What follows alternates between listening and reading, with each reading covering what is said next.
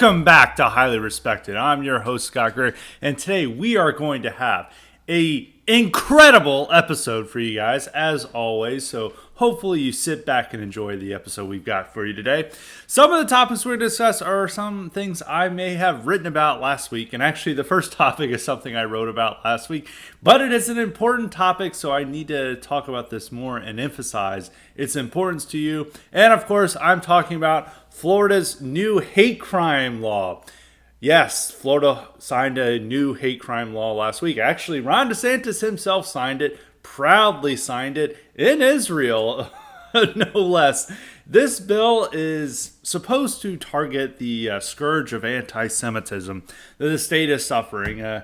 What type of the scourge is? Well, there's a bunch of troll groups like Goyim Defense League, very important group, Goyim Defense League, and other type of clowns go around and throw leaflets in people's yards. There's been also groups that have been putting up projections of stuff like "Ye was right" and other things that really are not crimes. I could see why people would find this maybe stupid and annoying.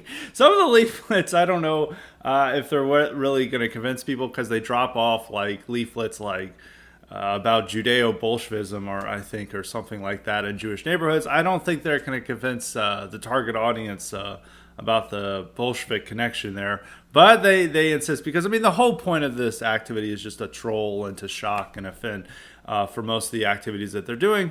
It's like, do you really think anyone is being convinced by a bunch of dudes parading around in swastikas and stuff? No, not at all. But, thanks to the First Amendment, we protect the speech of all types of clowns and all types of speech and behavior, even though it may be rather stupid and counterproductive for the people partaking in it, and it's not likely to convince anybody of their point of view. We still protect it and defend it, because that's why we have a First Amendment. But Florida's new bill infringes upon that, because Florida's new bill. So there's a lot of the particular Florida things where there are things that they could argue that there is speech on private property, and this is a major crime. This would otherwise just be a nuisance. It'd be a civil violation. You would get a ticket, or at most a low-level misdemeanor for something of this sort. For the projection, probably dropping a leaflet on somebody's property, and it's not like a serious death threat saying like, "I'm going to kill you. My name is this person." Outside of that, it's not a crime. It's most a civil violation, and then somebody would have to catch you. If you're like, driving down the street and you throw it out, and maybe a cop can pull you over, and maybe there can be some type of ticket thrown, depending on what the situation. But otherwise, it's not a crime. People have like solicitation letters all the time, and on their doors and other things that happen. It's not a crime. It's like somebody saying, like Domino's is handing out like flyers for a new deal. Are they going to be arrested for threatening and intimidation just because people really don't like their pizza? But that's like the same thing. People always have this stuff. It's littering. They try to cut down on it, but it's not certainly not a high or misdemeanor, and certainly not a felony. But the state of Florida wants to put you in jail for this. And it's not just, they keep talking about the hate littering. If it's like you drop some literature on somebody's yard or whatever, or private property, that this is going to be a serious offense. And I would even say this, like even the GDL, are these clowns, what they're posting, it's like stupid. And obviously if they're posting it in Jewish neighborhoods, like those people are not going to be happy with the thing. But it's not threatening or intimidation. It's literally just trolling. And even the information there, it's like just stuff you see on Twitter or Facebook and anything. It's now just on your front lawn. You can maybe say we want to cut down on, maybe if there's like a real like avalanche of it, but I don't even think they just like keep throwing this stuff on people's lawns every day. I think it's like a one-off affair, and then they never hear about it. And it's just something you have. And what they're trying to say is, if you drop some leaflet, because most of the stuff is not like direct threats, is what they're saying. They're trying to say there's like threats and harassment, that like they're saying they're going to come kill these people or what have you. Really what they're just saying is like, I don't know, just like these old like WN 1.0 talking points and stuff about like, Judeo-Bolshevism, I said, or like, look who controls the media. It's like, I'm sure the Jewish neighborhood is thrilled with that. I don't know if that really doesn't amount to threats and intimidation. It's not amounting to persuasive political propaganda either, but because it's like some poorly printed out with like typos and stuff and leaflets, but it's just normal speech that you have. Not normal speeches, but it's constitutionally protected speech. And I'm not sure what you could say is threats and intimidation with that. And it's the same with, and it's not just that, because it's also pertains to projections where there was this group, a different clown group. I think it's National Socialist Florida, which like the whole group is Hispanic. it's like I think NPR interviewed these guys and they put up like projections around, mainly around Jacksonville and places like that with like Yay is right. And like, I think they even had one with like the merchant meme as they did. I'm sure this is very persuasive propaganda once again. And they interviewed these guys and they're literally all like dark skinned Hispanics. They interviewed one guy and they had a picture of him with he had a rune mask on, face guard or neck garter on. But you could see like his eyes and like the upper his forehead that he's like very brown, black eyes, and he's like, "Oh, I'm just half Portuguese." It's like, I think you might be a little bit more than half Portuguese there. The half Portuguese may be the only white ancestry you have, but this guy, and like the whole group is like Latino, but they've been putting up these projections. And most of them are, once again, not threats and intimidation. It's not like kill all these people or we're coming to kill you or something. It's just putting up like a merchant meme, Yay was right, stuff like that, I'm sure a lot of people disagree with, but it's not threats or intimidation or harassment. It's just a bad form of propaganda. It's not persuasive propaganda at all, but it's, putting it up there for the whole people to see. It's a projection. I think if the police came over, they could write some ticket for them, some nuisance violation they had. It's not a low level, it's not a low level felony and it's not a high level misdemeanor is what they're trying to do with these laws now. There's also using a bullhorn to intimidate, which is also pertaining to some of these groups like Goyim Defense like that. And they'll be running around with a bullhorn talking about, Auschwitz and whatever stuff that they're talking about. Once again, they're not persuading people with these antics. It's just trolling. And with that, if somebody finds what you're saying on a bullhorn is threatening or intimidation or harassment, that can be a criminal offense. And it also goes to college campuses, which is a little bit more interesting. I think you have to be a non-student because it is worded rather ambiguously. It's like saying like somebody outside the school who's not supposed to be there. So that could be anyone who's not student, faculty, staff, who goes on a college campus to spread a point of view that the college campus doesn't like. And that's another thing that's been happening in Florida because I think there's been something else, but I know that there was some kids in Florida who were doing these like Steven Crowder-esque debate me over Kanye or Ye, and those were sources of controversy, obviously, and there was protests over that. And so it's trying to ban those students from coming on, or people from outside the university from coming on and spreading a point of view that somebody just doesn't like. And now this could be the most widely abused. Pretty much all of them can be abused, but say you go on a college, there's always these preachers who go on college campus, and say the students don't like it, or maybe the university doesn't like what the guy says. Maybe he's going off on gays or something. That person could face, a felony now, because they could say this person is saying that gays are going to hell, and I find that very threatening and harassment. So that person could face a serious crime. The differences that I have to say about the law is that it becomes a high-level misdemeanor if there is no credible threat discerned in it, which, once again, this is left up to the officials investigating. If there's a quote-unquote credible threat discerned, then it can become a felony, which can result in 5 years in jail. So it's all in the eye and beholder of what they say. So it could be a preacher, it could be somebody distributing "It's Okay to Be White" literature, or just anybody who's on a college campus who's not a student maybe they could even go this to students. Is like they're not supposed to be there, and people find it as threatening and intimidating. They try to say that it's like a specific person they have to be harassing, but they could just say it's a specific group they're harassing with their flyers. And thus, in Florida, empowers these local officials to find and to persecute these people for speech they don't like. And so this point has to be emphasized. I mean, besides the college campus, because that's not even a nuisance. That's just somebody who's outside of the university coming on there and them not liking the speech and then turning that into a criminal offense, which is, and that could even go to a speaker who, I mean, they could say that person is supposed to be there, but once again, this is all in the determination of a local official who may or may not, if it's a college town, they're likely to be a liberal, especially even in Florida.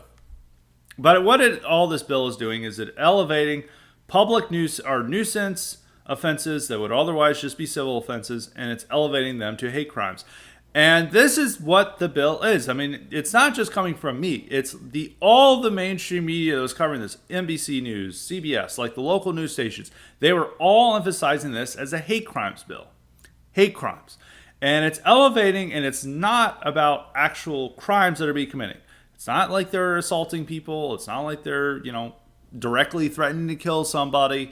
It is spreading information, or I don't know if information is the right word. It's spreading opinions and views that people don't like and are finding offensive because they're held by, a small number of Americans. And it's saying that this amounts to threats and intimidation and harassment, and we're going to make this a criminal offense. And they just go ahead and do it, and it's becoming a hate crime. And that opens the door for more hate speech laws. Because it's like anything could be, anything that could happen is somebody, like you post up a flyer of something, maybe like stop illegal immigration, and it happens to be on a private building, privately owned building. And then so that owner's like, I find this intimidating. Then if you've got a really zealous liberal DA who wants to send a message to these haters, these racist and bigots, they could go and investigate and arrest that person. And they do go all the way out. I mean, I know a kid who I think it was like involved in maybe like IE or AIM or one of these groups, and he put up some flyer where it's like it's okay to be white or something of that sort. It's like very inoffensive flyer. And like the local town, like the local police, like got fingerprints from it and arrested this kid over it. And that wasn't even widely reported. There's several times where it's widely reported, like police saw some flyer that's similar to "It's okay to be white," and they went on and launched a criminal investigation over it. And now in Florida, if you can say it's on a privately owned sign or building, they can use that as a reason. It's like, this is on private property. This is expressing, this is threatening and harassment. We're going to go and target these people. And the group that this bill is supposed to target are an easy group to persecute because nobody really wants to stand up for the Goyim Defense League and the NSM and the Hispanics National Socialists or whatever they are. Nobody wants to stand up for these groups because they're obviously people don't want to be on the same side of people waving a swastika flag and like giving Roman salutes in public and pretending it's like 1930 Germany. It's like, no, they're an easy, and most of their rhetoric is not persuasive at all. It's not appealing at all. And so they make for an easy group to just pass a lot of criminal laws against. That's just the unfortunate thing. It's also why people need to learn some optics, learn some, maybe touch a little grass about what they want to do and not do real world trolls, because it becomes very easy to arrest you and persecute you, and no one wants to defend you because you're so insane and crazy that you're like this group. Even with like the GDL, I mean, one of the few people who's been criticizing this bill is Laura Loomer, and the GDL actually harasses and goes after Laura Loomer, and it's like she's like one of the few people helping you guys out, especially with this bill, which is going to send you guys all to jail, and you're like, we need to go after her. It's so they may be very difficult to do, but it's not going to just be them who are the ones targeted by this, because with the amount of liberal DAs there are, the amount of liberal university presidents there are, all these of liberal sheriffs, everyone else, is that they could just find anything that's causing a ruckus or upsetting people. The one funny thing is that if somebody drops like DeSantis 2024 literature on somebody's doorstep and somebody's like, this is threatening and harassing because I don't like DeSantis. Well, that campaign volunteer can be arrested under this bill due to liberal DA. And I don't think liberal DAs would do that. They would be as arrogant to do that, but they theoretically could. It's also what's happening in this Connecticut town is that there was like this vicious crime committed by these blacks against, like they trying to steal a white guy's car, and they beat him down. And in response, once again, like the group doing this is another group that no one wants to defend. It's NS131, which is another Nazi group, and this is not me using a pejorative. The group is like National Socialist Club, so they openly call themselves National Socialists because, it's a Nazi group that's spreading these flyers around saying Black crimes matter. Now, ignoring the source of the information, let's just say it's like a concerned citizens who are upset about crime. And they passed that around in Florida, and maybe that ended up on private property, and somebody's like, maybe they're maybe they're black, or maybe some other minority, or just they're a white liberal who doesn't like this, and they could say this is threatening and harassment. Those people could be arrested just for passing out flyers saying black crime matters. NS131 actually already has an example of something that could be happening in Florida that's otherwise not a crime. Is that in New Hampshire they're charged with violating the state's civil rights statute, and they for the crime of posting a banner that said "Keep New England White." Once again, that's not a criminal offense. That's not threatening or intimidation. But they've said, the law officials have said that that's a violation of the state's civil rights law. And NS131, due to being, Nazis, they can't find a lawyer to defend themselves from this case that is driven by the state. And so this could very well happen in Florida. And a lot of people are saying, well, could this be defeated in court? Could a federal court strike it down? Maybe the Supreme Court? That all depends over whether these guys can get competent legal aid. And I don't think a lot of these groups that would be, targeted would find competent legal aid because nobody wants to represent them. Some of it's like their own fault. I could imagine that like somebody like represents them and maybe it's like a ACLU type and they go and harass this person. I don't know, just to be trolls. They've got to be trolling all the time. They probably can't find competent legal help. And so it's not like just some like goofball they got to represent them is going to probably get this case before the Supreme Court. It takes like pretty competent legal aid to get that extra push to the Supreme Court. And if they're only targeting these unliked, unlovable groups that nobody wants to associate with, then they can get away with suppressing free speech. But it's obviously not going to be limited to them. It's going to be open to anyone a liberal DA would see as a hater and a bigot. And that includes all Republicans, all Trump supporters, even DeSantis supporters, that would include. And any type of conservative message could upset them. I mean, even like going to a college campus and maybe putting up a table saying there are only two genders. Could even say that's like a Turning Point USA event because they do that shit all the time. And if maybe it wasn't properly authorized, those people in participating in that could be arrested and charged with a crime because they're like, well, that's offensive. That's committing transgenocide or some sort. So this like bill is ripe for abuse, and no one should support it. And this is really what comes concerning is how many conservatives were willing to support a hate speech law. And it's all because of just Heavy D is there. DeSantis is there, and he's so awesome. And this is about protecting property rights. And so a lot of these guys who are making these arguments, like the vertically challenged Dave Reboy, who is one of our good friend Dave Reboy, and all these other guys in DeSantis world, who like all DeSantis world is like middle-aged men trying to compensate. It's like these like 5'6" losers who like have like various types of problems. They were picked on as kids, and now they like took some performance enhancing drugs, and now they're like, I've got to be DeSantis represents my middle-age frustration, and so they're all into this stuff. But all these guys would like do this is like, you come on my private property, that's a crime, but I'd like to kill you first if you spread some free speech on my private property. And so there are all these like threats and stuff. And like even there's a guy who's a paid DeSantis flack who is saying like, fuck around and find out. And it's like going to jail for over just some like fucking flyer. I mean, that's real tough guy shit.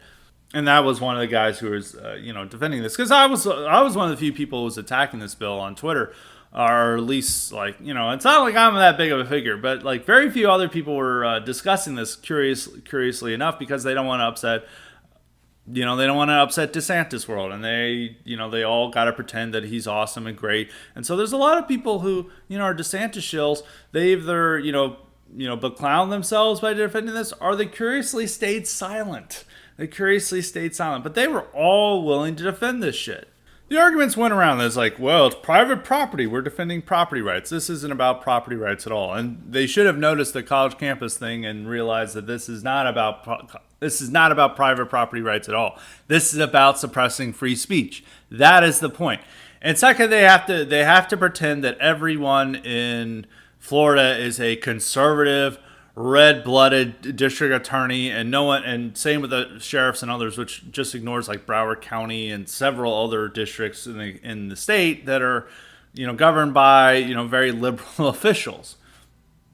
But they all assume that it's only going to be targeting these real threats, which once again, these people aren't doing any real threats. They're just doing stupid speech, but it is free speech nonetheless. And they'll just do that. Others were just saying they'll use this to target Antifa. And it's like, first off, this imagines that a liberal DA is going to go after Antifa for placing all cops are bastards or something of that sort. That is never going to happen, ever. This is the biggest cope ever. And Antifa did not figure into this at all. And also, it's about ethnic and religious intimidation. Cops are not a religious or ethnic group. and so they're not, maybe if they did some anti-white thing and there was a conservative DA, unlikely, maybe they'd be prosecuted. But that's not going to happen, because they keep their activities to, lefty areas. And it has to be religious and ethnic intimidation. And none of these guys we just destroyed Antifa in the state of Florida. No, they're all talking about these groups like JDL. Nobody was bringing up Antifa at all. This is some after-the-fact cope by people trying to bamboozle these idiots into still thinking DeSantis is, playing 4D chess here. He's not playing 4D chess here.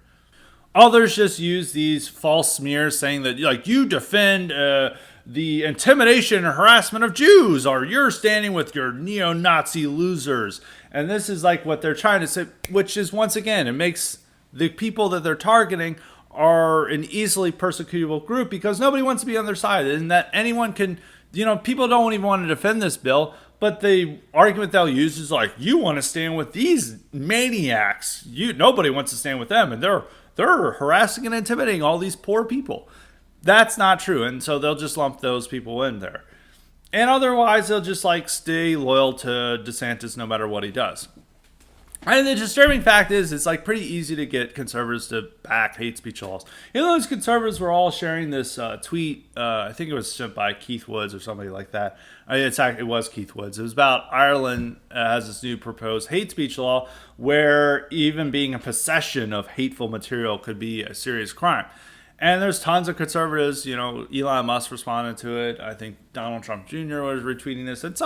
I don't know if anybody from the DeSantis crowd was retweeting, but I assume some of the people who are defending this ridiculous bill were retweeting that out. And it's you can't be criticizing hate speech laws there and then being cheerleading it in Florida, because Heavy D, Ron DeSantis, is the one pushing it and the one signing it into law. So I do think it is a disturbing precedent that you could easily get Republicans to defend this stuff if it's just their heroes who are writing it into law, who are proposing it, and these guys will just clap like seals and be this is awesome, and invent new copes for why it's great, or why it serves conservative purposes, or why it serves right-wing purposes. They will support it. They will defend it. And a lot of it is just about owning Trump supporters. That's the main goal of these DeSantis shills. They're just so driven by Trump derangement syndrome. And they think that this can lock up these Trump supporters who make fun of their height and other defaults they have, that they'll just be for it. Dave Reboy was talking about how he can't wait to send Trump supporters to a prison camp last weekend. He deleted the tweet, but it's bro, what are you doing here? Yeah, I'm sure like the prison, like DeSantis is gonna put every Trump supporter in jail. Like, what are you? Why is this something to celebrate? But these guys are just losing their minds. So they think this bill can send the evil Trump losers to jail, and then the DeSantis Chads can rule without any harassment anymore. I mean, they would love to like put like people in jail who make fun of their height on private property and stuff. So you would easily see that. So that is a really concerning part about how few people were criticizing the bill, despite it being, a dangerous precedent, and despite it opening the door for more hate speech laws and hate speech laws and any type of threat to the First Amendment primarily hurts the right. You could see everyone supporting this because it's Ron DeSantis, the one signing it, and people will defend every single action he does and pretend every stupid thing he does is the most glorious thing to ever happen to America. And the other argument they would offer is like, what about Trump? Is Trump whataboutism? Is that, well, Trump did this, and they'd point out, well, Trump banned bump stocks. I'm sure that really offended people. I mean, that's really comparable. Or the First Step Act, which has nothing to do with this. Or the Platinum Plan, which was cringe, but the only people who care about that are online. Same things. It's like, due to the fact that Trump sent out the Platinum Plan, then DeSantis is fully justified in delivering hate speech laws. That's the argument that they're making. That's how much driven by Trump derangement syndrome is that all these minor problems with Trump justify major mistakes DeSantis does.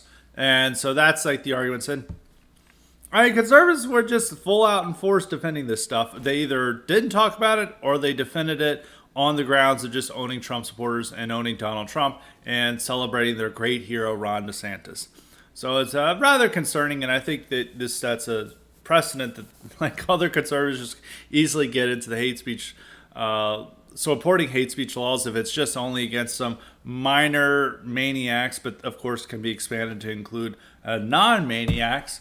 And then if it's, done by their favorite Republican politician. If a Democrat had done this, every Republican would have been up in arms and been pointing out how it can be abused by liberal DAs. But the fact that it's done by their great hero, Ron DeSantis, they all support it.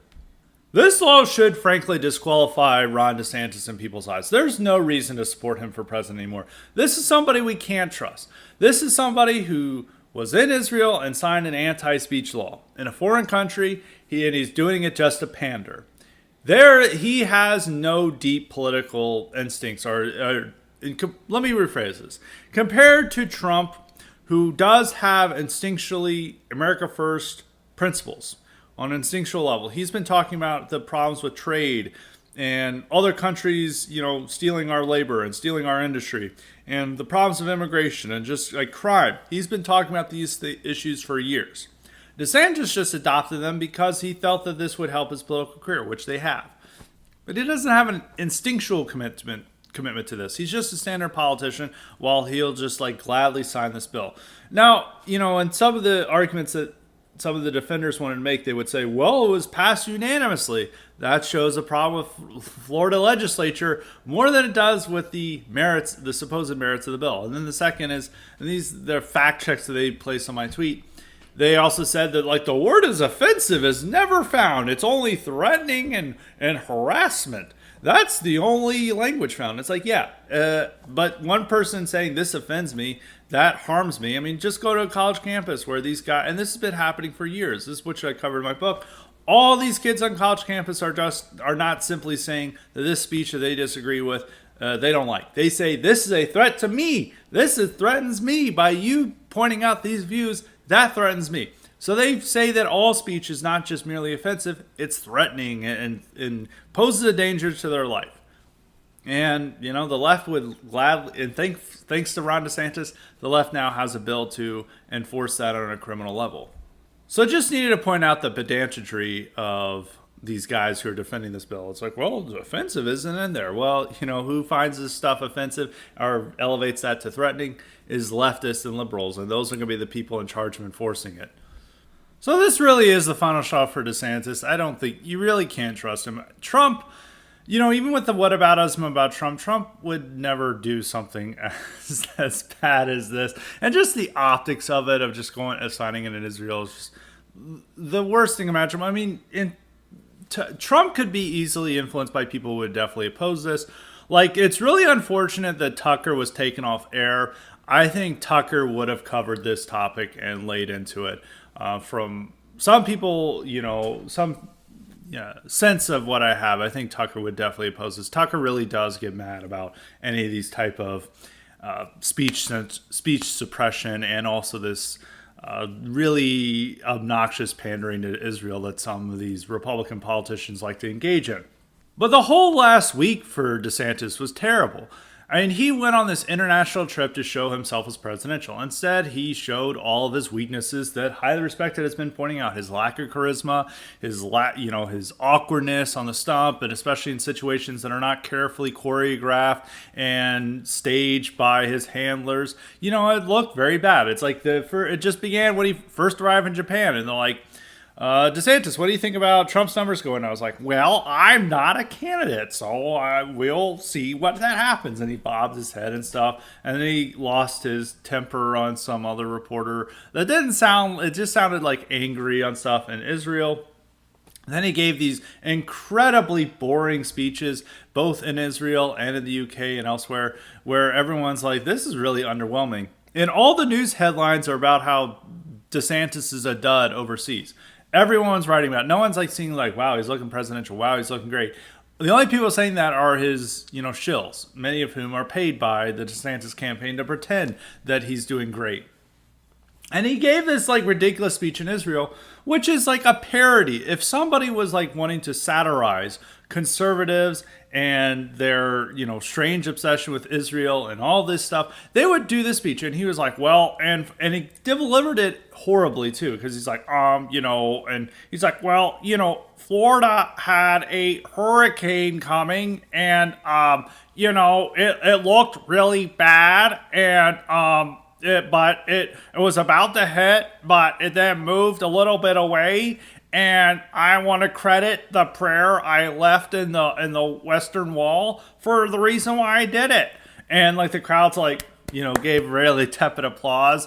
And it's yeah. And then people were defending that. It's oh, it's a joke. And if if it's a joke, it's probably even worse because nobody laughed at it. It was terrible. It was so poorly delivered. He has no charisma. He has no delivery. He has no oratorical skill. This guy is just a standard Republican suit going out there and saying what he thinks is going to help him get elected, or what his donors or handlers are telling him to say. It is complete opposite of Trump. Trump would it's already making mincemeat of this guy. And Trump would actually have funny jokes if he's delivering a speech. He is always funny. That's the difference. DeSantis cannot be funny. He has these canned lines, and it's definitely some of it, his speechwriter or somebody wrote this up. And it's oh, this will be a cute little joke or whatever. But it came off, and since he's not funny, it came off he actually believed that this prairie left in the Western Wall prevented the hurricane. It's just so ridiculous. A bigger picture to see about Ron is how his campaign is extremely online. About what they talk about, what he focuses on, it is mediated through the media of how everything is talking about his pitch for the country and the world. It's very hyper-specific issues that the very partisan Republicans care about, but a lot of ordinary people don't care about. Some of these issues are good that we care about, or the right hyper-partisans care about, but you do have to realize most people are what? Why is this a big issue? And you can see the arguments for the people who make this for DeSantis, Matt Walsh types and those people. They'll say DeSantis is the one person to understand the Bud Light boycott. And, if people are campaigning on Bud Light in the 2024 election, normal voters are just not going to give a shit about that. They already do not want to hear about Dylan Mulvaney. But people will insist DeSantis is the one person to get this. But it also goes to even something that is with Disney, which I think the Disney fight is is more important than the Bud Light fight. But you have to remember is that voters aren't that concerned with the Disney fight. And also, to ordinary Floridians, I don't think they have the worry that Disney could leave because Disney is the largest employer in the state of Florida. The whole Orlando area depends on Disney. I don't think Disney would leave, but if DeSantis' fight with Disney made that corporation leave, which could be a good thing maybe in the long term, that would be very devastating for the Florida economy, and that would actually piss people off. And they'd have to ask, like, well, what was the fight over? And it's like, well, they criticized the anti-groomer bill, which, they deserve to get a pushback from that. But most people have forgotten about what the fight is. And so DeSantis is really staking his, political reputation on this fight over something that people really can't understand what it is. And he's getting sued over it. I do want to make this clear because all these DeSantis shills and others are like, they're standing with Disney. I am not saying I'm standing with Disney. I probably agree with the fight over, which now the fight is over whether Disney is granted autonomy to govern that area around Disney World. And, that fight, and DeSantis is trying to restore that to its normal, civic government. I would probably agree with that fight. But I'd have to say is that ordinary voters probably are not going to be that interested in the fight, especially when it's over technicalities. And also, the purpose of it is going to, or for the reason why that they decided to punish Disney, is likely going to hurt DeSantis in court. Because, Disney is suing DeSantis and the Florida government for intentionally targeting Disney for their own speech, and that they said that this is a retaliation. Well, DeSantis' side is saying, like, well, corporations don't deserve all these benefits and these tax breaks, and we're just simply standing against that. Fine argument. I agree with that argument. But then they're going to say, well, why was this caused? And it's totally it was retaliation for them opposing the anti-groomer bill, which they deserve some pushback. But I'm just saying, in a court of law, it's probably not going to look good for the DeSantis administration. Hopefully they can get it to the Supreme Court, and the Supreme Court could rule it doesn't matter the reasoning behind, some change in the law. As long as the law is justified, it's fine to do that against corporations. But, there is a Supreme Court precedent that was, cheered on by conservatives, in the Citizens United decision that was made way back in 2010, where it said that corporations have a right to free speech and stuff. So, and liberals always hated this. They're like, they've decided corporations are people and they have the right to free speech. And conservatives are like, this is awesome. We support this. But now that decision can create a precedent for saying that, like, Disney can be woke and other corporations can be as woke as they want, and governments are limited in how they can retaliate against that. So DeSantis is great. I mean, hopefully the case goes well for DeSantis, because I think outside of my own personal issues with DeSantis, I think it is important that it is that. But you have to say, even if our side supports this fight with Disney, it is not an important issue to ordinary voters. And if ordinary voters were told, like, this is going to threaten the economic prosperity of Florida, they would just, like, say, we don't give a shit. We want our governor to focus on the important issues. Conservatives would disagree with that, and people who actually care about those issues would disagree with that. But that's the case of the matter. And also, the Disney fight they're having, Disney is one of the more evil corporations in America because they spread so much woke propaganda, and they're a giant media empire. And all their programming has, like, very woke messaging. And so I think it's right to stand against them. But the fight over who's governing their local jurisdiction doesn't really counter their nefarious influence about spreading, multiculturalism and the LGBT stuff and their cartoons and everything. That doesn't really impact it. I think, once again, state governments are limited in what they can do about that. And also, Disney World will stay woke as much as they want.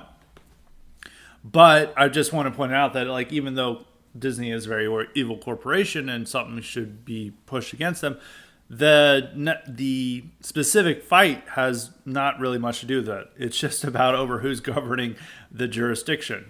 So it's something in the weeds, and a lot of people forget about these disputes with woke corporations because they forget what's the argument over. I mean, you'll probably see this in a year when people are still complaining about Bud Light. They're like, why are we against it? And it's not like saying that they're in the right. I'm just saying people have such short memories that people forget. It's like everyone's complaining about Gillette, being woke, and they're like, people bring up Gillette, and they're like, well, why are you opposed to Gillette? I don't remember. It's something that happened back in 2019. Same with Nike. People forget it's like Colin Kaepernick, the ads with him in 2018. That's why they don't like Nike. And it's now even the same with Disney, where people can't remember the specific reason why there's this fight over Disney, and it's due to the opposing to the groomer bill. But he is very extremely online about what he cares about, what he wants to talk about, and what he wants to be the issues for him. And, he put out an advertisement about Bud Light hitting back at Bud Light and offering like a freedom pack for this. It's like very corny stuff delivered to the full consumers of conservative media, which is his main audience that they want to care about. And a lot of the good things he's done are just really empty PR stunts that really had no impact. It's like the Martha's Vineyard flight where he sent the immigrants there, or the migrants, not the immigrants, because they're illegals. The migrants there, which they all got put on a path to citizenship, and he then stopped sending flights after legal threats, which, once again, he actually doesn't like these legal threats. Is that people always say that he never backs down, but he actually did back down on the Martha's Vineyard thing. He kept promising, we're going to do more flights. We're going to send them everywhere. We're going to send them to Delaware, to Biden's home.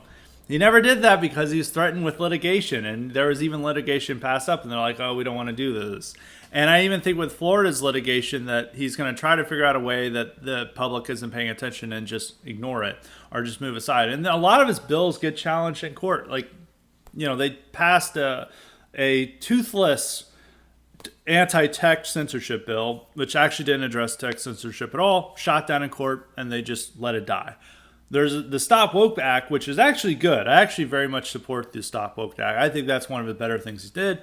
Got shot down in court. They are still fighting it in court, much more so than the anti-tech censorship bill. But a lot of this stuff, it just doesn't hold up in court. And that's some of it's not his fault. Some of it's just the liberal judges he gets put before. But it does undermine this thing that he gets stuff done. I mean, Trump faced these same problems, the courts trying to overrule him. And, they on sanctuary cities, a lot of immigration policies were overruled. The travel ban was overruled when he tried to put that in place. And the same thing is happening to DeSantis. And it's like he's having to go through the same process of these long, drawn-out legal battles over what he's trying to do. So that really invalidates some of that criticism they make of Trump and saying that, DeSantis actually gets these things done. It's actually the same thing happens to DeSantis as happened to Trump. DeSantis is very much a media creation, or a conservative media creation. And it was emphasized in this ad he just put out, or his super PAC just put out, Never Back Down, which David Frum, horrible never Trumper, but sometimes he makes some astute points. And he was pointing out how this whole ad is about people viewing DeSantis through media, viewing DeSantis through their phones and viewing him through their television sets. And then when they see him in person, they're just like look away and they're focused on their phones. And it's a very telling way of how DeSantis operates, is he does things to get himself media attention and make viral videos. But a lot of the things that are being addressed are not really the issues that matter most to ordinary people. And Trump, in many ways, is much better able, or much more capable of turning cultural war or identity issues into things that actually impact people. When he was campaigning in 2016, he talked about the opioid epidemic and the hollowed out towns, and how immigration was replacing this country and completely transforming this nation. How crime was taking over all these cities and the corrupt governments that we were having, and it was really capturing people's larger issues with going on in America, and with issues that directly affect them and how this impacts their life that they live on a daily basis. A lot of the cultural war that's more favored by Ron DeSantis and Daily Wire, it's more of these abstract issues. It's not things that are taking place in the world that they live. It's something they see on TV. It's something that is very distant, but it doesn't really impact them. Bud Light and Dylan Mulvaney doesn't impact them.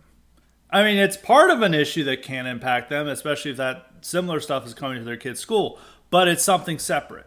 And, Disney's criticism of the groomer bill, the anti-groomer bill in Florida, that didn't impact passage. That didn't really do anything. And some people are just going to be like, well, I don't know how that impacts me, but that's it. And it's like these very issues that, conservative media hyper-partisans care deeply about, but they're not a part of the bigger picture. They're not a part of what the dissident right is primarily focused on, and that's the Great Replacement, which Trump in 2016, and it appears that Trump in 2024 is going to be more focused on that, issues of how our country's being led. He's talking about how our country's going to hell, is a hellhole, or is going to hell. Like, there's all these problems in this country, and he really points out things that people will just sit there and is like, yeah, that impacts me on a daily life. Like, I see crumbling infrastructure. I see crime everywhere. Like, I'm having to move further out into the suburbs. I see, like, when I go to the grocery store, no one's speaking English. It's very much these issues that he's talking about that a lot of people don't want to address, but they definitely impact people on a more direct level.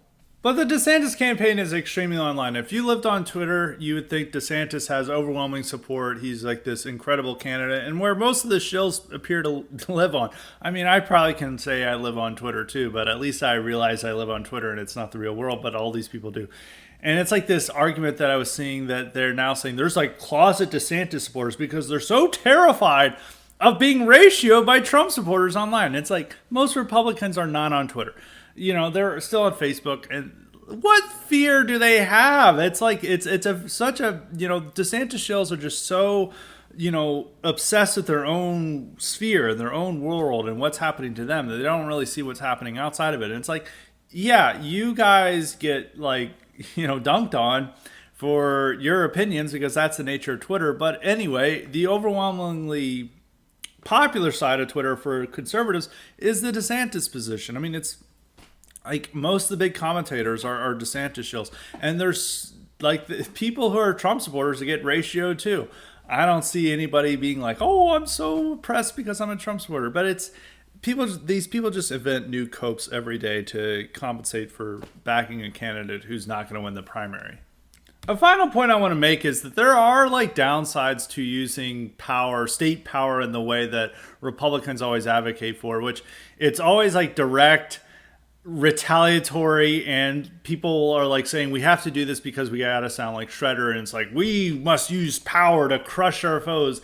And then when this is taken out into the political context or in the legal perspective, it doesn't look very good for conservatives, because a huge difference between liberals when they use state power to do things, they use a moral argument. It's just like with hate speech law, the hate speech law that Florida is doing.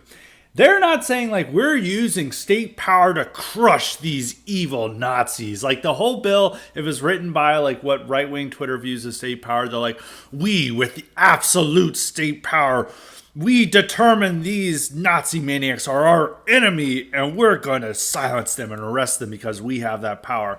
That would be the way with this, is like we crush our enemies and reward our friends. No, they use a moral argument. They're saying these people are threatening, they're harassing, they're a danger, they're a menace. So we need this law, which is perfectly constitutional, allegedly, to deal with it. They're not sounding like this, which DeSantis, compare that with DeSantis going to Disney. He's like, we're going to punish Disney for being woke, which they should. The problem is when that's taken in a lawsuit, that's probably not going to sound very good when it's clear that it was an act of retaliation. I hope they win, but I'm just saying this is how it not works. When you just say we're going to use state power against our enemies, and then you openly announce that, that generally undermines your case. You really have to appeal to some moral, you have to have a moral argument for doing this, not to just say you're doing this because you have the power. And that's what the left always does. They appeal to some morality. They're saying that this is a threat to democracy. This is a threat to people's well-being. This is just hate, and we have to use our democratic powers to stop this. Or they don't even appeal to power and state power. They're just saying, we're doing the right thing here. Well, with a lot of right-wing Twitter people who obsessed with it, and this influences DeSantis and some other Republicans, they just say, we have the power to do this, we're doing this, we're crushing our enemies.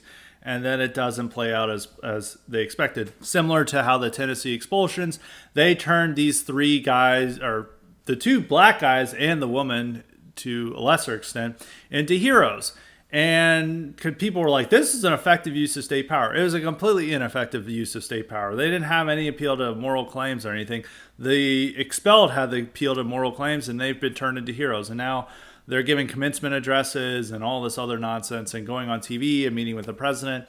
It was a huge loss for Republicans. And now, like other Democrats are trying to do this, the Montana one is more...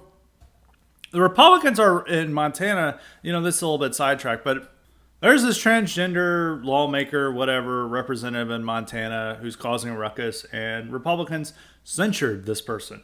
And this person is now a huge hero and getting all the media attention and stuff. And it's fallen, and there's like mass protests in Montana on behalf of this trans lawmaker. And this person's now following the steps of the Tennessee Three into media stardom, which I think in Montana they did. Like, this person was disrupting, and they just censured that person. Was like, here, you're not allowed to talk because you don't follow decorum.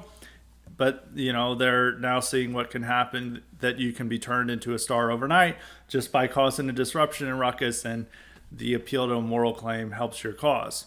All a sidetrack, but I'm just saying that you need to establish a moral claim for why you're doing something. If it's just saying, like, we have the power, we're going to do that, that's not going to convince people, and it's probably going to hurt your case later on in the fact. You really have to establish that moral claim before doing something. And with Disney, you know, maybe you could say the moral claim is that they're woke or some sort, but unfortunately, that may not work quite as well as people think it may. I mean, I wish DeSantis the best in this. I hope he wins the case.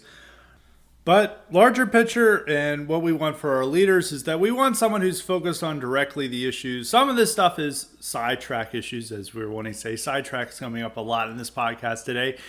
And we want people to focus on the bigger picture issue, which I think Trump gets at, Tucker gets at, which is why I really hope that Tucker succeeds Trump as the new leader. And with him gone from Fox News, he can now assume that role without risking the loss of his Fox spot. And he can now focus on running for president, potentially. Because I just think he focuses on these things. A lot of what conservatism wants to move into is like an idiotic version of Trumpism, where we're just focus on these entertainment issues and these minor things that, you know, are outrageous and ridiculous, but they're not important. They're not as important as the Great Replacement. They're not addressing demographic replacement, not addressing how our cities are turning into shitholes, not addressing reparations, not addressing the white tax that the government is trying to place on all the productive citizens. All of these things, they just want to focus on Dylan Mulvaney and the latest woke outrage or some stupid commercial, and that's it. And that's enough to satisfy, you know, the cattle and placate some of the people who will clap like seals no matter what DeSantis does. But it doesn't address the real issues. We want our leaders to be focused on the real issues, not just focused on these, you know, 10-second media battles that everyone forgets in a week. And then people like State makes a stand on Bud Light. It's like, Bud Light boycott has been productive, has had some productive results so far, but it's not a civilizational issue. The civilizational issues are what Tucker and Trump are talking about, not what conservative media and Conservative Inc. and people like Ron DeSantis want to focus on. And one of those civilizational issues is defending free speech from liberal authorities, liberal corporations, from suppressing it. And Ron DeSantis has failed that test, and that's why, you know, you just can't support him anymore. You just can't. I'm sorry to say, I've been giving arguments a long time for why DeSantis is not who he's been cracked up to be, and this finally gives me the full evidence for that. And hopefully my audience gets that message over the new hate speech law in Florida. So in conclusion, Ron DeSantis, instead of saying Florida is where woke goes to die, he could say Florida is where free speech goes to die. So now on to other presidential contenders, and there was a big announcement. Joe Biden, yes, the president of the United States, announced he's running again officially. Everyone expected it, but he announced last week, and he put out an ad where he updated his message. You have to remember is when he announced his campaign all the way back in 2019 for his 2020 presidential run, he campaigned on Charlottesville. He's saying that Charlottesville was so horrifying that he had to run for president to reclaim the soul of America. And now, instead of Charlottesville, it's January 6th. It's like, we've got to reclaim the soul of America because of January 6th. And this is what we're facing against. And like, American people are just so good, and we're kind, decent folk. But we've got to be opposed to the Charlottesville marchers and the J6ers and the ultra MAGA Republicans. So those chances I'll go into in a moment, but I really want to go into his campaign pitch and how he views American history. Because all this stuff of talking about Soul of America comes from this popular historian, John Meacham. John Meacham had a centrist reputation prior to Trump, but now he's become a full-bore liberal, and he is an advisor to Joe Biden. And he's had very popular works. He wrote It won a Pulitzer Prize winner. Pulitzer Prize, actually. He won a Pulitzer Prize winner. No, he won a Pulitzer Prize for a biography of Andrew Jackson back in the 2000s. He's written, standard history, popular history of American history. And he had a work that came out in 2018 called "The Soul of America." It's like the battle for what America is about.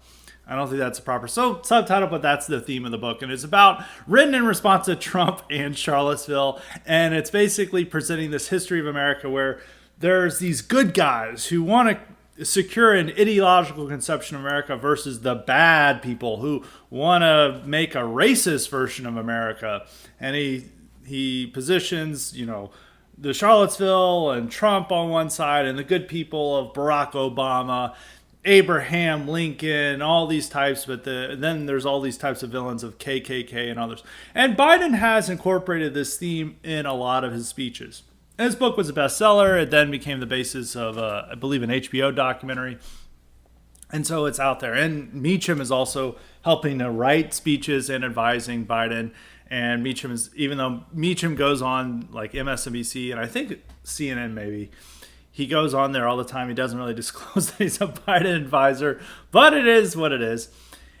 But Biden really does view this as like this battle. And that's whenever he's referencing, this is a battle for the soul of America. He's referencing that book where the bad people are the Klan, George Wallace, the Confederates, Trump somehow, ultra MAGA Republicans, and then the good people are Barack Obama, Abraham Lincoln, FDR, and Joe Biden. And those are the good people. And they're fighting for a better America, a kinder America, an inclusive America versus a non-inclusive America, a racist America, America that doesn't seek the better angels of our nature.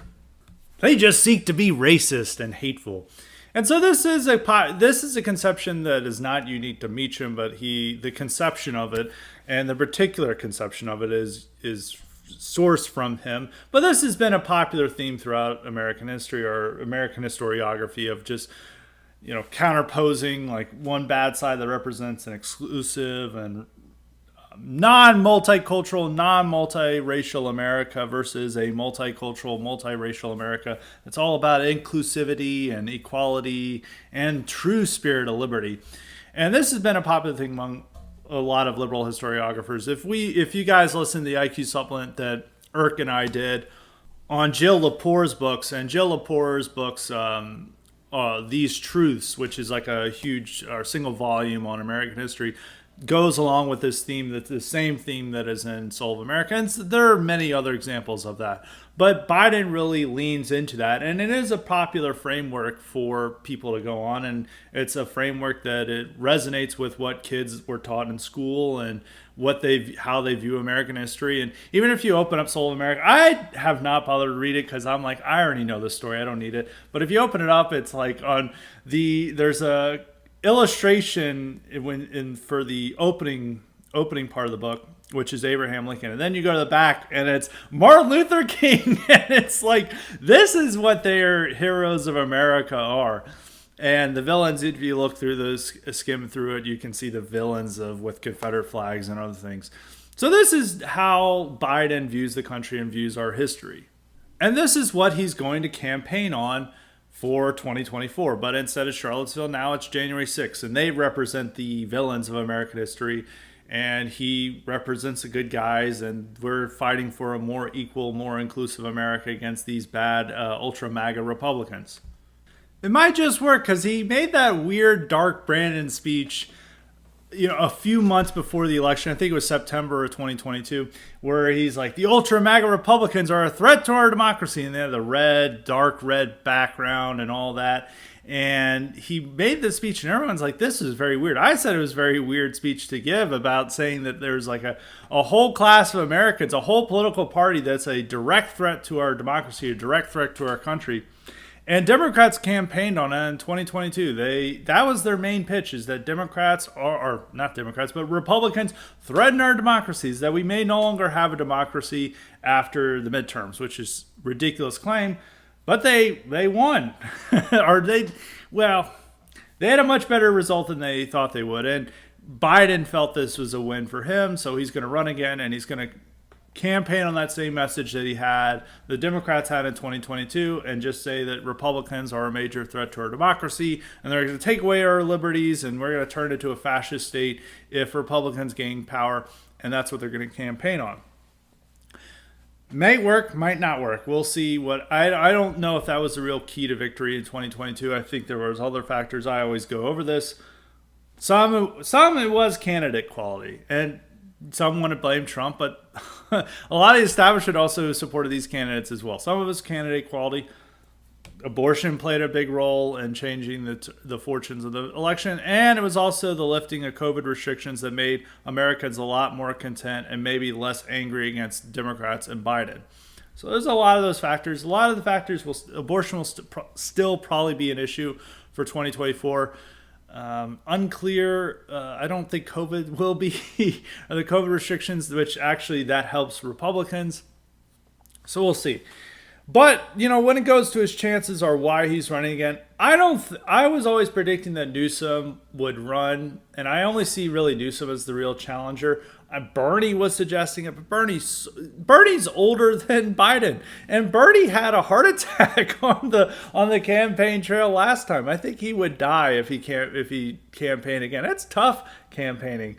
I mean, it's tough for a young person. Just imagine if you're in your 80s. Which Biden can just do another joke campaign where he does events where he's not sure where he's at. He campaigns from the basement. He could do that again. I mean, it worked last time. I mean, he's still, he probably hopes he can do it again this time. But Newsom is the only real challenger. I mean, Marianne Williamson and RFK Jr., those aren't real serious threats. Actually, the RFK Jr., I wasn't intending to talk about this phenomenon, but I'll probably talk a little bit about RFK because we're talking about the Democratic primary. I don't think I talked about it on podcasts. I think I talked about it on Twitter Space, but I've met RFK Jr. He was very nice when I met him in an RT green room of all places. And, I think I respect him for taking a very controversial issue, which he's always been anti-vax and standing by it. And it deserves some respect. I don't really agree with the full not COVID, but the whole anti-all vaccines position quite. But I think it should be expressed, and I don't think it should be censored. And I think that there may be some good points that they're raising in that, but I don't think it's 100% true with it. So I don't 100% agree with it. But I think that it should be aired out in public and should be discussed. And I think some of the things that RFK Jr. on other vaccines, on the COVID vaccine, he's pretty much mostly, if not 100% correct, like 95% correct on what a lot of that is about. But when it comes to other vaccines, that's a different story. But I think it should be aired out in public, as I said. But when it comes to other issues, he is a massive libtard. There is the things he's saying that climate deniers should be thrown in jail, which apparently vaccine deniers should not be thrown in jail, or vaccine skeptics and climate skeptics. All these climate skeptics deserve jail time, but vaccine skeptics don't. And he's had, he was claiming that Trump was controlled by Russia and all this stuff. And so he's all over the place. He's a charismatic guy. I think people really like him. His books sell well. His speeches are doing well. But I don't really like the right-wing enthusiasm for it. It's Marianne Williamson's another. They're both similar levels of clown. I don't want to say clown, but just kind of airy left-wing types that are kind of disappearing, like a hippie generation, so to speak. And I'm not really that thrilled with this. And I don't think right-wingers should be soy-jacking over RFK Jr. because, he's good on one issue that, the COVID vaccine that people really care about. He's not good on a lot of other issues. People are saying he, was opposed to sexualizing children or the gender ideology on children. That's a very basic thing that I think most people should be opposed to. But that's not going to be his main issue. And he's if he's so worked up about some liberal things that he believes that Trump was controlled by Russia and that climate skeptics should be thrown in jail, I don't think you should be hesitant about supporting this guy. But I don't think he's going to make much headway in the Democratic Party. He's running in the wrong party. All those people who really care about the vaccine and other things, they've moved over to the Republicans. Or they're just they're out of politics in general. So he's not going to present a real threat to Biden. And neither is Marianne Williamson. The only real threat could be Newsom, but Newsom is sending out fundraising, letters on behalf of Biden.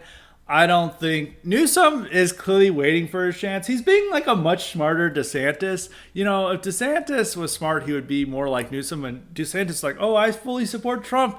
I can't wait for him to run. I'm fundraising for him as he's eagerly waiting for an opportunity to strike and get in. Like maybe Trump has so many indictments he has to drop out and he jumps in. And he's like, well, if Trump's not going to run, I'm going to run.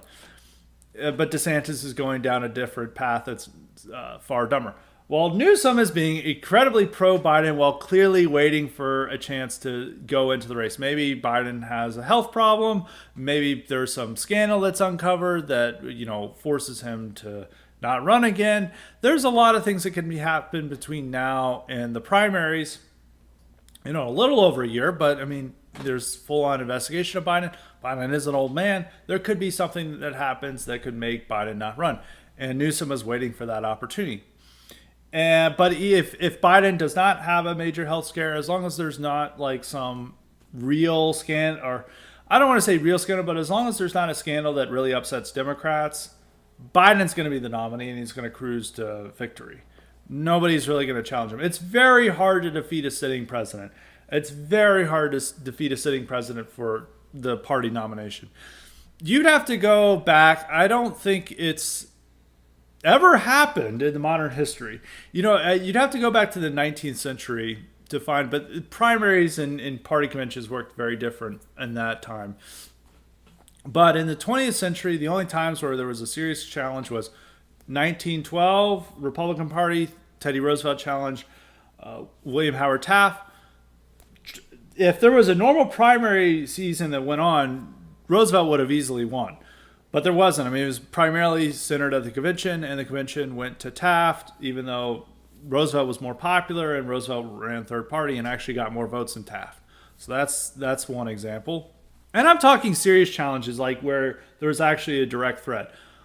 1940, a bunch of different people, but primarily Jack Gardner, who was the vice president of Roosevelt, challenged him at the convention. They were easily defeated. Wasn't much of a challenge, but I'm just putting this an example of how hard it is to unseat an incumbent. And at that time, it's supposed to be that you're only supposed to run for 2 terms, even though there's no law saying that you're limited to 2 terms. By tradition, that George Washington said you were only supposed to run 2 terms, but Roosevelt won easily. There was a mild challenge to Truman in 48 too, but not even, it didn't really go anywhere. Now 1968 had a serious challenge with LBJ, with McCarthy, Eugene McCarthy, not Joe McCarthy, Eugene McCarthy, and later on RFK Sr. ran against LBJ, and LBJ felt that like the Iraq War was going so badly that he just decided not to run. So that may be the only time where the incumbent stepped down from his party nomination due to the challenges he was facing, but he was not formally defeated in the primary process. He just felt he would lose, or he felt that he was going to lose the general election anyway, so he just decided not to run. 1976 might be the closest time that it happened, with Reagan nearly, very barely defeating Gerald Ford. That went to the convention. And there was a good chance that Reagan could have won at the convention, but it was just Ford won by a very narrow margin. That's the closest that ever happened where a sitting president nearly lost his party nomination in the modern era. Almost happened again in 1980 with another Kennedy involved, where Carter nearly lost his party's nomination, or the party's primary, against Ted Kennedy. He won by a bigger margin than Ford did in 76.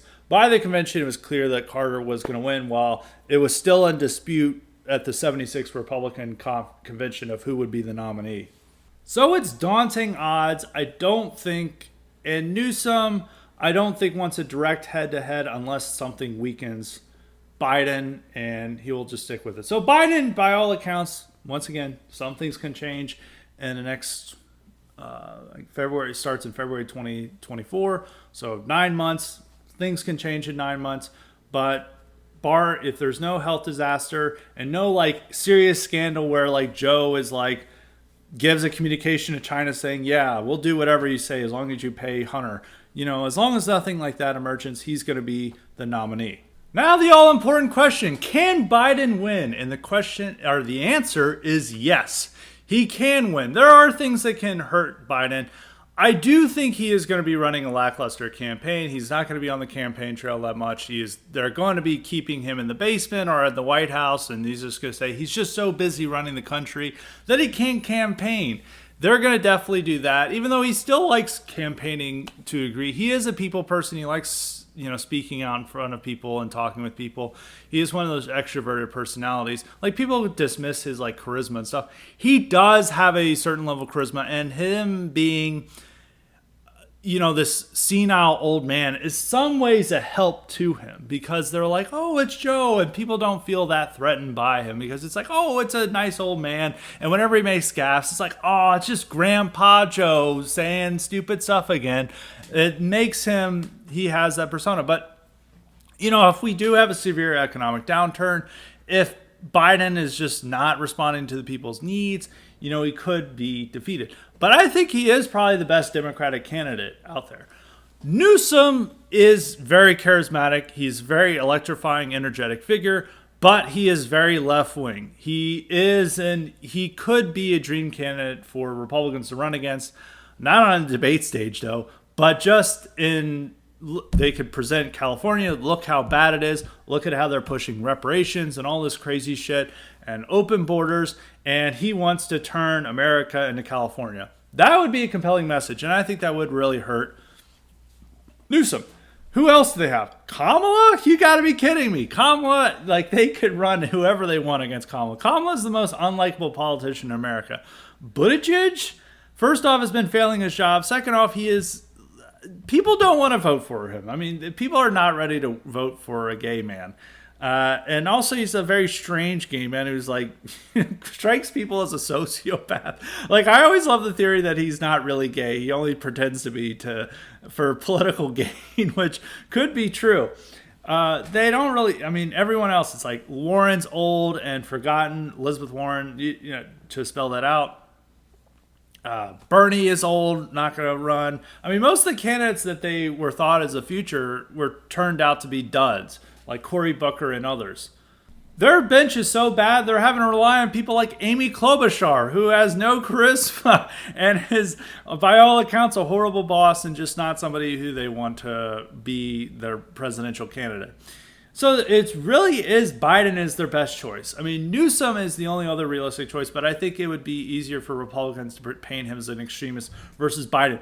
Biden is doing very extreme things, but due to his persona and the grandfatherly appeal of him, that people don't view him as an extremist.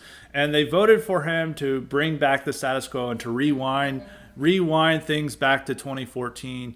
Hasn't really done that yet, but some people feel he has, and some of the moderates have it, and so he's the best choice to run. It is too early to predict what will happen. I do have some skepticism that, and everyone wants to say, only Trump can lose. That's not true. Every Republican's going to have the same exact problems. Some of them have different problems. Some have, far worse problems than Trump. Every Republican's going to have issues. It's going to be a tough election for Republicans. It's not guaranteed, but a lot can change between now and November of 2024, and things could swing in the direction of Republicans. Right now, it doesn't look that great for Republicans, but I think changes over time that we'll see, and maybe Biden's deteriorating health and mental health, and decline in the economy, other changes could happen, total border crisis that actually America now has to pay attention to. Crime skyrockets. There's a lot of things that could help Republicans. Republicans just need to make sure that they're not focused on what the conservative entertainment complex cares about and not campaigning on Bud Light, but they're focusing on the issues that directly affect Americans and are the civilizational threats to our way of life and how addresses them and puts that in the center square of the public eye. So that's it for the normal topics. Now into the Cognitive Elite questions. As a reminder, you too can get the power to ask me questions or suggest guests and topics if you sign up for the Cognitive Elite option at Highly Respected Substack. And that's at highlyrespected.substack.com.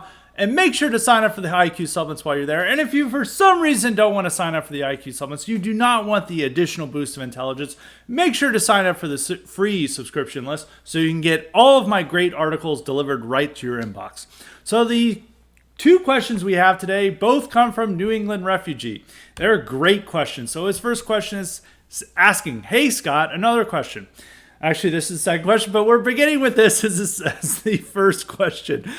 Why do so many on the online right disdain advancing their career and the accumulation of wealth? This is the way to create the counter elite. We aren't going to be saved by plumbers and truckers. And that is so true. That is a great question about advancing their career and accumulation of wealth.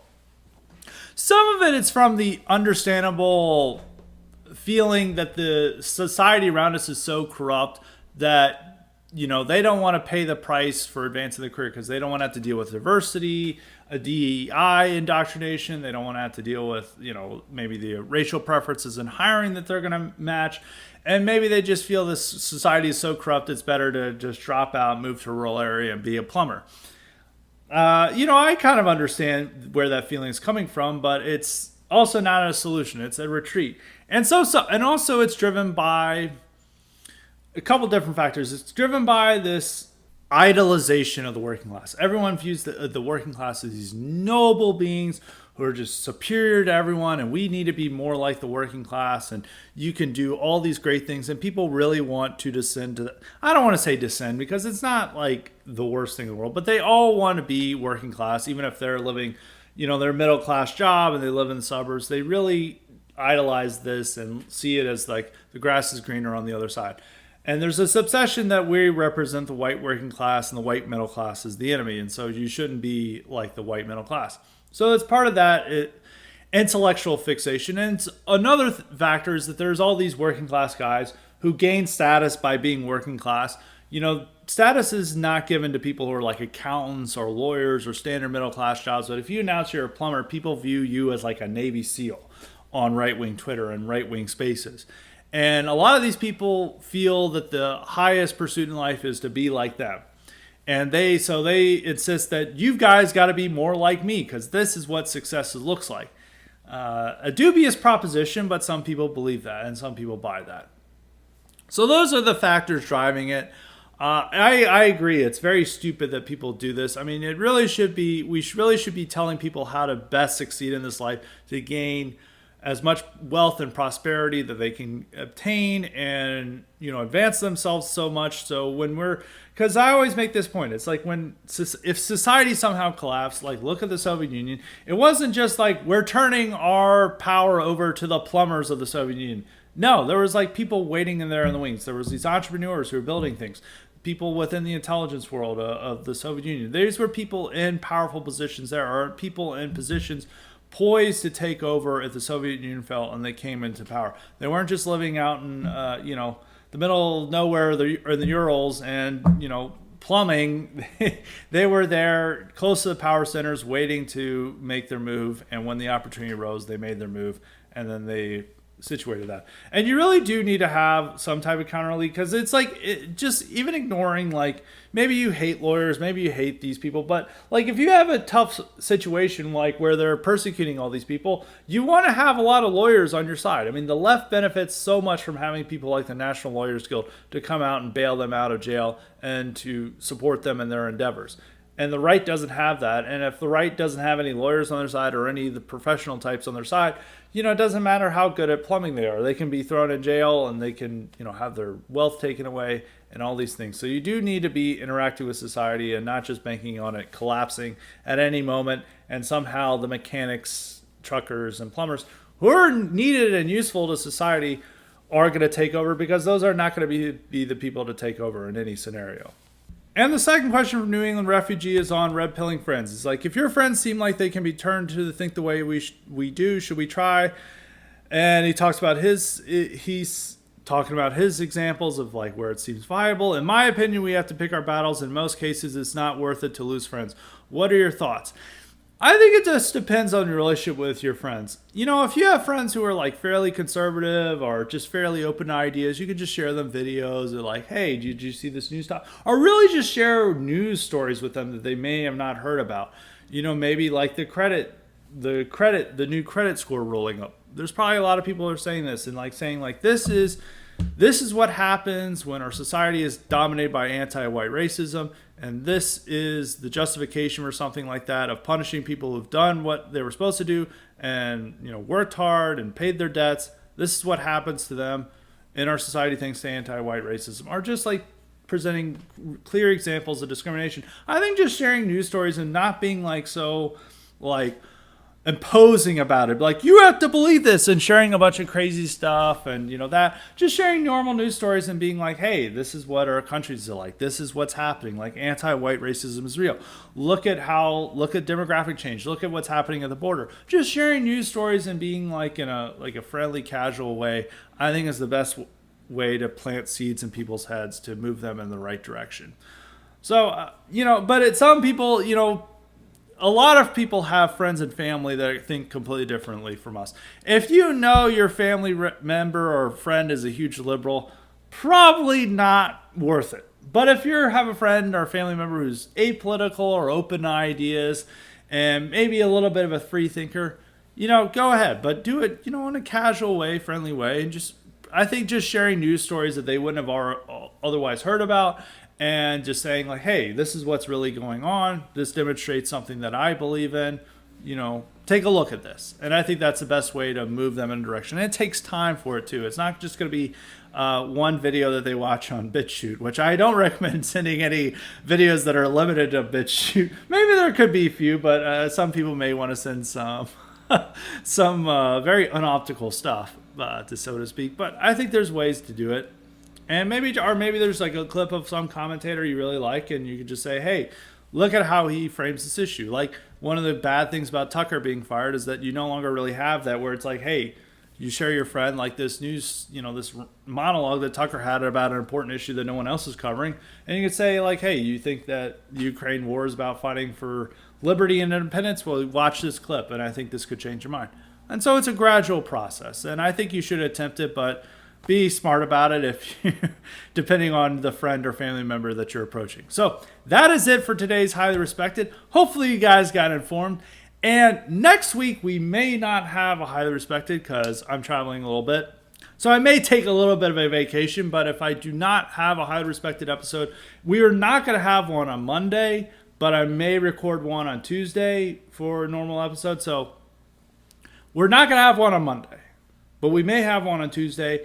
If we do not have one on Tuesday, I'm probably just going to do a unlocked version of IQ supplements. So it'll be on Substack. So just putting that out there for people. We sometimes do this usually on holidays, but hopefully people's Mondays are not ruined by not hearing my lovely voice at 5 p.m. Eastern time like usual. So I just wanted to put that out there. But we will have an incredible IQ supplement later this week and some great articles coming out. So keep tuned in for that. So until next time, stay respected.